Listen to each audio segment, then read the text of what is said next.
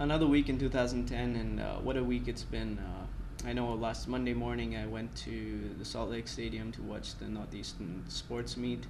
This is where a whole load of students from the Northeast that are studying in the city actually come together and compete in different events against each other.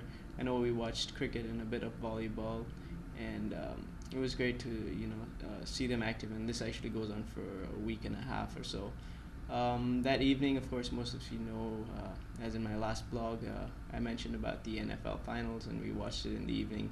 We actually didn't check any updates online or even on TV about the event, just to keep the element of surprise there. On Tuesday morning, that was, of course, the first day back from the holiday of the week. I was in office pretty much the whole day. On Wednesday, the church team, we had a meeting, and after that I went to the boys place, the 24-hour home where the boys are.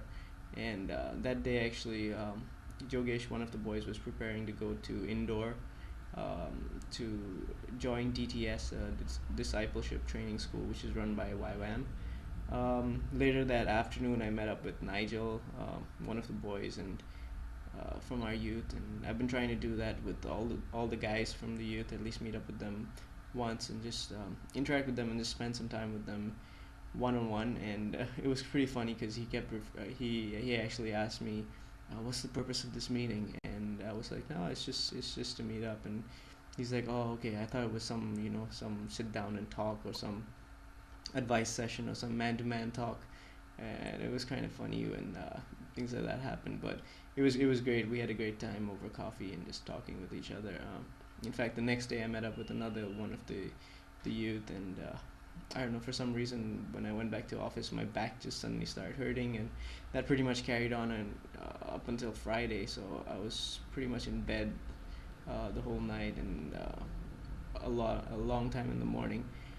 And I of course used that time to prepare for college and career, which was that evening, and we had a great time. We studied Dorcas from Acts 9, also known as Tabitha, and it's a great lesson of, how we're called to be good givers and people that look after other people. And her life was a great testimony, and you see the people around her wishing that she was still with them, and it's a great lesson that our lives do impact the people around us. And that evening, a few of us from the church were invited for a reception, and we had gone for that. Got home, and Saturday morning, of course, we had our worship practice, and um, I was in fact invited out for lunch to one of our family friends' places, because it's Chinese New Year, and it was actually the eve of the Chinese New Year. And that night, I actually went over to Gavin's place and had dinner, and after which we went and watched the dragon dances, and I actually enjoyed it because it was different for me, because I wasn't part of the groups that were going dragon dancing. It was nice to be away from that and just be behind the camera and take a whole bunch of pictures. And it was great to meet a whole bunch of friends that I hadn't seen for a really long time. On Sunday morning, Pastor continued his series on Joshua 23 and 24, and he actually, I think, concluded his series this week.